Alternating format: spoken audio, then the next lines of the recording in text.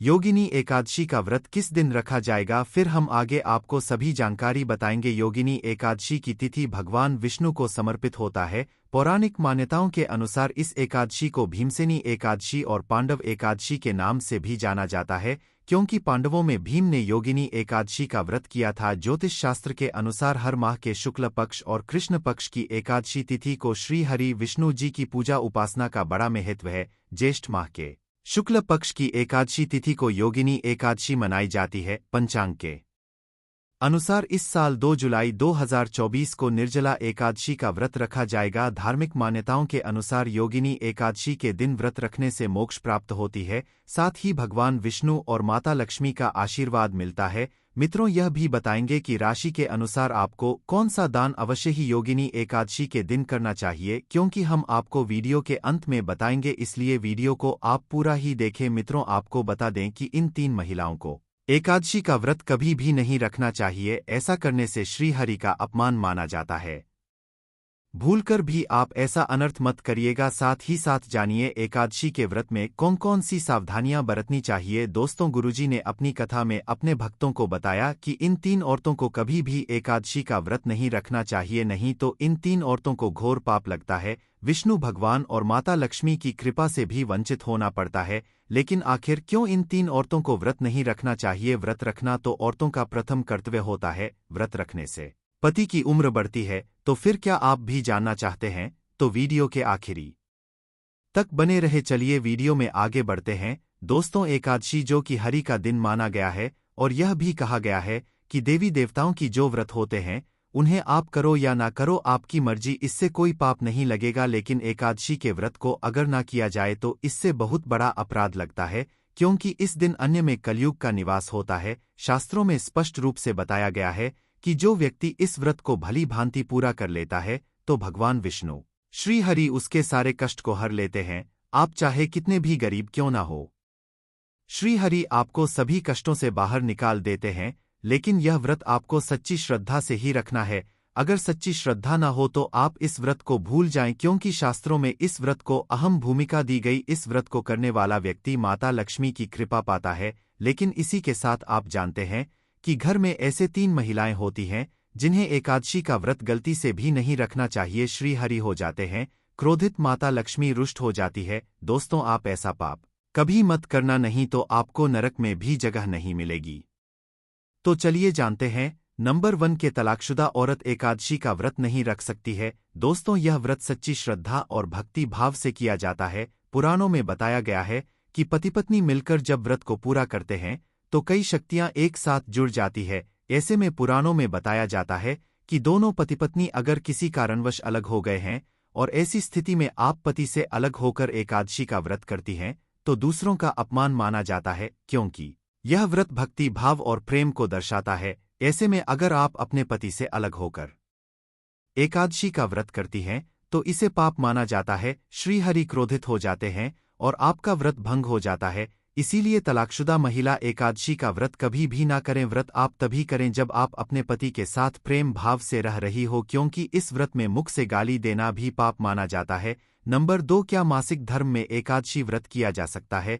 वैदिक रीति रिवाज के अनुसार मासिक धर्म के दिनों में महिलाओं को धार्मिक कार्यों से दूर रहना चाहिए। इन दिनों में महिलाओं को मंदिर जाने की इजाजत नहीं होती। साथ ही साथ पूजा पाठ का सामान और मूर्ति को हाथ लगाना भी अशुभ माना जाता है। जी हाँ दोस्तों, यह तो सही है कि मासिक धर्म के समय महिलाओं को पूजा पाठ इत्यादि करने से मना किया जाता है। लेकिन अगर व्रत के बीच किसी महिला को मासिक धर्म आ जाए तो व्रत तोड़ने की कोई आवश्यकता नहीं है। आप बाकियों से दूरी बनाकर के सभी नियमों का पालन कर सकती हैं। पूजा पाठ से दूरी बनाकर अन्य नियमों का ठीक वैसे ही पालन करें जैसे कि सामान्य दिनों में करती हैं। ऐसे में आप पूजा पाठ किसी दूसरे से कर सकती हैं। आपको व्रत का उतना ही फल मिलेगा जो शास्त्रों में बताया गया है, क्योंकि यह प्रकृति का चक्र है। इसमें इंसान का कोई हाथ नहीं होता और न ही इसमें कुछ गलत है। किसी भी कार्य ईश्वर के प्रति आस्था इंसान के मन और विचारों से जुड़ा हुआ होता है। शरीर तो मात्र एक जरिया है, इसलिए पूरे मन और श्रद्धा से माहवारी के दिनों में भी आप अपनी परंपराओं को बरकरार रखकर सभी नियम कानून का पालन कर सकती हैं।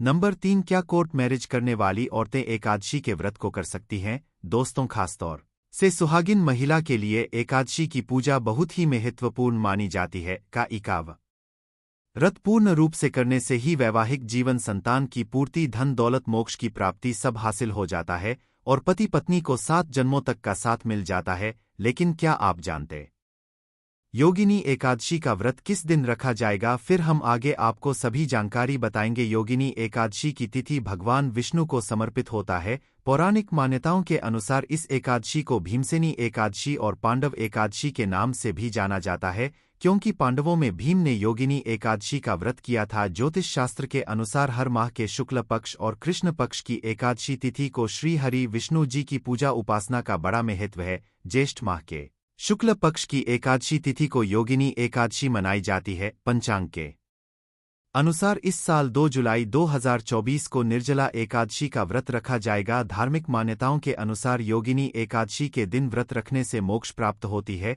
साथ ही भगवान विष्णु और माता लक्ष्मी का आशीर्वाद मिलता है। मित्रों, यह भी बताएंगे कि राशि के अनुसार आपको कौन सा दान अवश्य ही योगिनी एकादशी के दिन करना चाहिए, क्योंकि हम आपको वीडियो के अंत में बताएंगे, इसलिए वीडियो को आप पूरा ही देखें। मित्रों, आपको बता दें कि इन 3 महिलाओं को एकादशी का व्रत कभी भी नहीं रखना चाहिए। ऐसा करने से श्रीहरि का अपमान माना जाता है।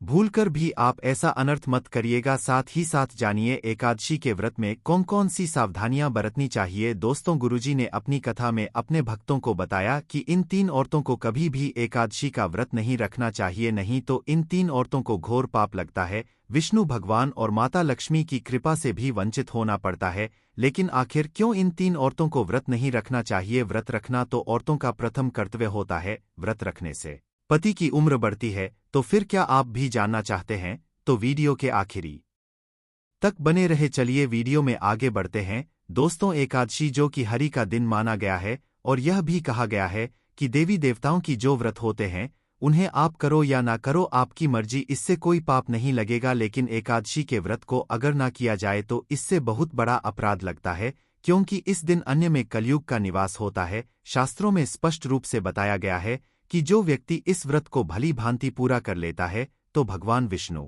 श्री हरि उसके सारे कष्ट को हर लेते हैं। आप चाहे कितने भी गरीब क्यों ना हो, श्री हरि आपको सभी कष्टों से बाहर निकाल देते हैं। लेकिन यह व्रत आपको सच्ची श्रद्धा से ही रखना है। अगर सच्ची श्रद्धा न हो तो आप इस व्रत को भूल जाएं, क्योंकि शास्त्रों में इस व्रत को अहम भूमिका दी गई। इस व्रत को करने वाला व्यक्ति माता लक्ष्मी की कृपा पाता है। लेकिन इसी के साथ आप जानते हैं कि घर में ऐसे 3 महिलाएं होती हैं जिन्हें एकादशी का व्रत गलती से भी नहीं रखना चाहिए। श्री हरि हो जाते हैं क्रोधित, माता लक्ष्मी रुष्ट हो जाती है। दोस्तों, आप ऐसा पाप कभी मत करना, नहीं तो आपको नरक में भी जगह नहीं मिलेगी। तो चलिए जानते हैं। नंबर 1 के तलाकशुदा औरत एकादशी का व्रत नहीं रख सकती है। दोस्तों, यह व्रत सच्ची श्रद्धा और भक्ति भाव से किया जाता है। पुराणों में बताया गया है कि पति पत्नी मिलकर जब व्रत को पूरा करते हैं तो कई शक्तियां एक साथ जुड़ जाती है। ऐसे में पुराणों में बताया जाता है कि दोनों पति पत्नी अगर किसी कारणवश अलग हो गए हैं और ऐसी स्थिति में आप पति से अलग होकर एकादशी का व्रत करती हैं तो दूसरों का अपमान माना जाता है, क्योंकि यह व्रत भक्ति भाव और प्रेम को दर्शाता है। ऐसे में अगर आप अपने पति से अलग होकर एकादशी का व्रत करती हैं तो इसे पाप माना जाता है। श्री हरि क्रोधित हो जाते हैं और आपका व्रत भंग हो जाता है। इसीलिए तलाकशुदा महिला एकादशी का व्रत कभी भी ना करें। व्रत आप तभी करें जब आप अपने पति के साथ प्रेम भाव से रह रही हो, क्योंकि इस व्रत में मुख से गाली देना भी पाप माना जाता है। नंबर 2, क्या मासिक धर्म में एकादशी व्रत किया जा सकता है? वैदिक रीति रिवाज के अनुसार मासिक धर्म के दिनों में महिलाओं को धार्मिक कार्यों से दूर रहना चाहिए। इन दिनों में महिलाओं को मंदिर जाने की इजाजत नहीं होती। साथ ही साथ पूजा पाठ का सामान और मूर्ति को हाथ लगाना भी अशुभ माना जाता है। जी हाँ दोस्तों, यह तो सही है कि मासिक धर्म के समय महिलाओं को पूजा पाठ इत्यादि करने से मना किया जाता है। लेकिन अगर व्रत के बीच किसी महिला को मासिक धर्म आ जाए तो व्रत तोड़ने की कोई आवश्यकता नहीं है। आप बाकियों से दूरी बनाकर के सभी नियमों का पालन कर सकती हैं। पूजा पाठ से दूरी बनाकर अन्य नियमों का ठीक वैसे ही पालन करें जैसे कि सामान्य दिनों में करती हैं। ऐसे में आप पूजा पाठ किसी दूसरे से कर सकती हैं। आपको व्रत का उतना ही फल मिलेगा जो शास्त्रों में बताया गया है, क्योंकि यह प्रकृति का चक्र है। इसमें इंसान का कोई हाथ नहीं होता और न ही इसमें कुछ गलत है। किसी भी कार्य ईश्वर के प्रति आस्था इंसान के मन और विचारों से जुड़ा हुआ होता है। शरीर तो मात्र एक जरिया है। इसलिए पूरे मन और श्रद्धा से माहवारी के दिनों में भी आप अपनी परंपराओं को बरकरार रखकर सभी नियम कानून का पालन कर सकती हैं। नंबर 3, क्या कोर्ट मैरिज करने वाली औरतें एकादशी के व्रत को कर सकती हैं? दोस्तों, खासतौर से सुहागिन महिला के लिए एकादशी की पूजा बहुत ही महत्वपूर्ण मानी जाती है। का इकाव व्रत पूर्ण रूप से करने से ही वैवाहिक जीवन, संतान की पूर्ति, धन दौलत, मोक्ष की प्राप्ति सब हासिल हो जाता है और पति पत्नी को 7 जन्मों तक का साथ मिल जाता है। लेकिन क्या आप जानते